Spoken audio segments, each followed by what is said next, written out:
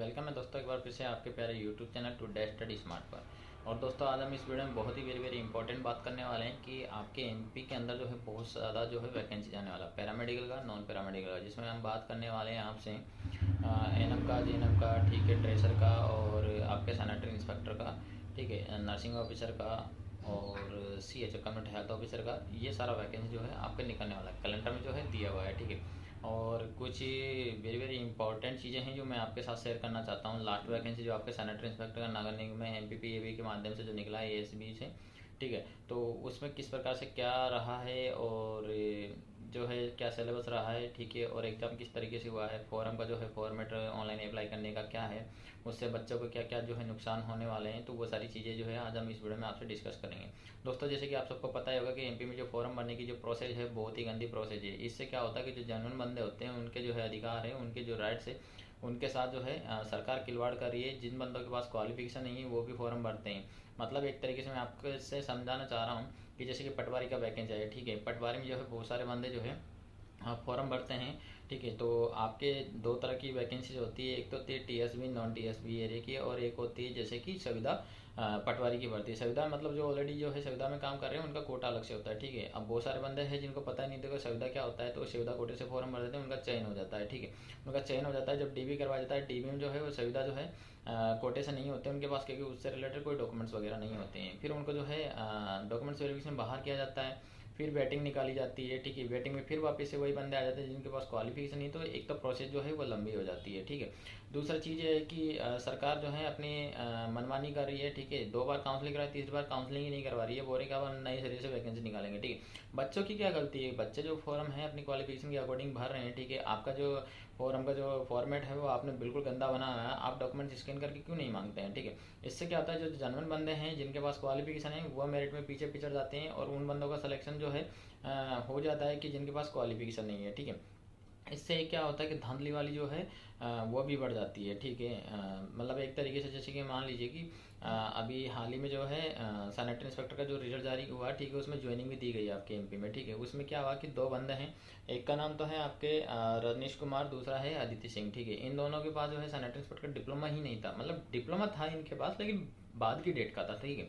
अब इनको ज्वाइनिंग भी दे दी गई। ज्वाइनिंग के बाद में जो है इनका जो है बाद में प्रशासन के जो है संज्ञान में आया ये मैटर कि इनके पास जो क्वालिफिकेशन है वो परम मिलाट डेट से बात की है, फिर इनको जो है टर्मिनेट किया गया, ठीक है।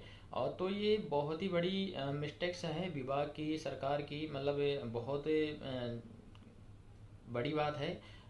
कमजोरी है सरकार की, जो उसको इसमें सुधार करना चाहिए। जो फॉर्म भरवाते हैं तो डॉक्यूमेंट्स स्कैन करके मांगने चाहिए, ताकि जिनके पास जो क्वालिफिकेशन है वही बंदे फॉर्म भर पाएँ, और नंबर ऑफ कैंडिडेट भी जो है उस हिसाब से फॉर्म भरेंगे तो एक्चुअल जो है पता रहेगा कि स्पॉट पे कितने क्या फॉर्म आए हैं, ठीक है।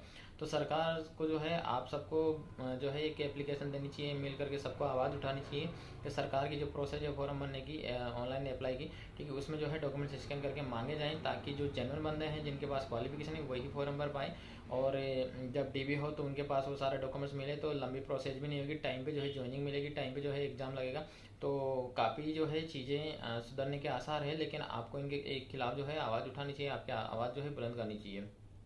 तो सैनिटरी इंस्पेक्टर की वैकेंसी जो है बहुत जल्द आपके दोबारा से आने वाली है, क्योंकि सितंबर अक्टूबर में जो है आपके कैलेंडर में एग्जाम में प्रस्तावित दिया हुआ है। तो 1-2 महीने में कभी भी वैकेंसी आ सकती है। उसके लिए जो है आप ये यहाँ पर जो बुक देख रहे हैं स्क्रीन पे, ये भी जो है आप मंगवा सकते हैं, इससे जो है आप प्रिपरेशन कर सकते हैं। लास्ट टाइम पे भी जो है जितने भी बंदे हैं जिन्होंने भी एग्जाम दिया आप यही बुक मंगाए थे। और लास्ट टाइम पे क्या है जो सिलेबस है वो भी क्लेरिफिकेशन जो है इन्होंने दिया हुआ नहीं था, बस डाल दिया कि सैनिटरी इंस्पेक्टर ट्रेड का इतना % पूछा जाएगा, और जो बाकी जो है आपके एकेडमिक क्वालिफिकेशन जो है बीएससी जो मांगते हैं उससे इतना % पूछा जाएगा, जीके का इतना % पूछा जाएगा, ठीक है। लेकिन जब एग्जाम हुआ तो हुआ क्या, मतलब 70% तो दिया हुआ था आपके ट्रेड का, ठीक है, लेकिन 70% ट्रेड में जो है इन्होंने बायोलॉजी घुसा दी, केमिस्ट्री घुसा दी, और जूलॉजी वूलॉजी जो है साइंस के टॉपिक वो घुसा दिए, ठीक है। और सैनिटरी इंस्पेक्टर ट्रेड की जो है मुश्किल से जो है 25 से 30 के आसपास क्वेश्चन पूछे, डायरेक्ट इनडायरेक्ट, मतलब उनको आप ट्रेड के कह लो आप, या उनको बायोलॉजी का कह लो, क्योंकि बायोलॉजी के जो क्वेश्चन है वही आपके सैनिटरी इंस्पेक्टर ट्रेड में चलते हैं।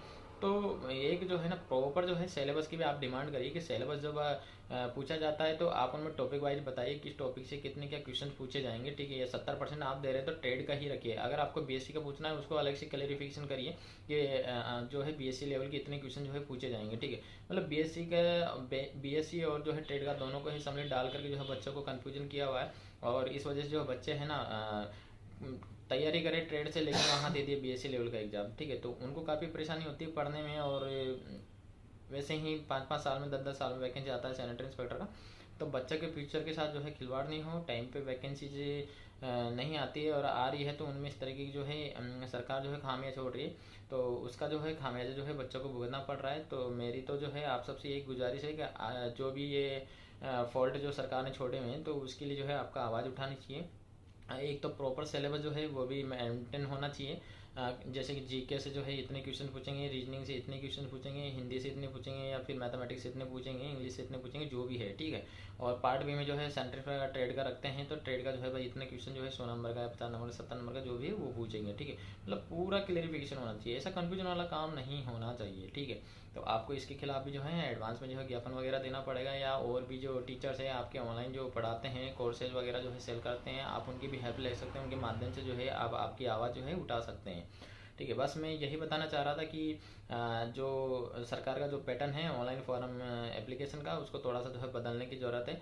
जिसके पास जो क्वालिफिकेशन जिस पोस्ट के अकॉर्डिंग वो उसी पे अप्लाई करें, और डॉक्यूमेंट जो है स्कैन करके मांगे जाए, ताकि जिनके पास क्वालिफिकेशन नहीं है वो नहीं भर पाए। अभी तक का जो फॉर्मेट है वो ये है कि जैसे कि मान लो सैनिटरी इंस्पेक्टर की ही वैकेंसी आई हुई है, ठीक है। तो जिनके पास क्वालिफिकेशन नहीं है, जिनके पास डिप्लोमा नहीं है, तो वो बच्चे भी क्या करते हैं कि फॉर्म भरते हैं, तो उसमें जो है एक कॉलम आता है कि आपके पास संबंधित पोस्ट से रिलेटेड क्वालिफिकेशन है, एस करना होता है, बस वो फॉर्म उसका जो है सबमिट हो जाता है।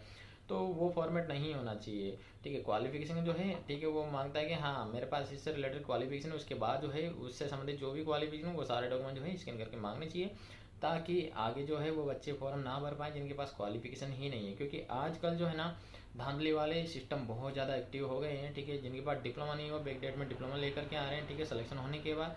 तो इससे क्या होता है, बच्चे के साथ खिलवाड़ हो रहा है, जनरल बच्चे के साथ भी खिलवाड़ हो रहा है, और उसके साथ भी खिलवाड़ हो रहा है जो इस तरीके की जो है काम कर रहे हैं, बैकडेट में लेने का कोशिश कर रहे हैं। क्योंकि उनके साथ क्या प्रॉब्लम होती है, उनके साथ ये प्रॉब्लम होती है कि बैकडेट में वो ले तो लेते हैं, लेकिन संबंधित यूनिवर्सिटी जो है उनके पास परमिशन नहीं होती उस कोर्स को करवाने की, ठीक है। लेकिन फिर भी वो जो है डिप्लोमा आपको बना करके दे रही है, ठीक है। फिर जब विभाग आपके जो है डॉक्यूमेंट्स जो है उनको वेरिफिकेशन ले भेजता है, तो आपको क्या प्रॉब्लम होती है कि वो वेरीफाई नहीं होता है, ठीक है, या संबंधित जो यूनिवर्सिटी है उसको मान्यता ही नहीं है वो कोर्स करवाने की। क्योंकि लास्ट जो वैकेंसी है 2000 अभी लेटेस्ट में जो निकली थी, ठीक है, 22 में, ठीक है, तो 22-23 में जो उसमें भी क्या हुआ, बहुत सारे बच्चे ऐसे हैं जिनको प्राइवेट यूनिवर्सिटी के जो है कोर्सेज वगैरह जो है उनको मान्यता नहीं थी करवाने की, और उन्होंने दे दिया, और उनको जो है इस वैकेंसी में डीबी में बाहर कर दिया गया है। तो आगामी जो भी भर्तियाँ आ रही है, आप सब बच्चे जो है अवेयर रहें, इस तरीके की जो है जो भी चीज़ें हो रही है उनसे बचें, ताकि जो है आपका पैसा बचे, आपका टाइम बचे, आप जेन्युइन तरीके से जो है तैयारी करें और एग्जाम फाइट करें। मेरी शुभकामनाएं आप सबके साथ है। जानकारी अच्छी लगी तो वीडियो को लाइक करिएगा, शेयर करिएगा, चैनल को सब्सक्राइब करिएगा। Thank you, bye bye, take care. मिलेंगे नए जानकारी के साथ, तब तक के लिए नमस्कार।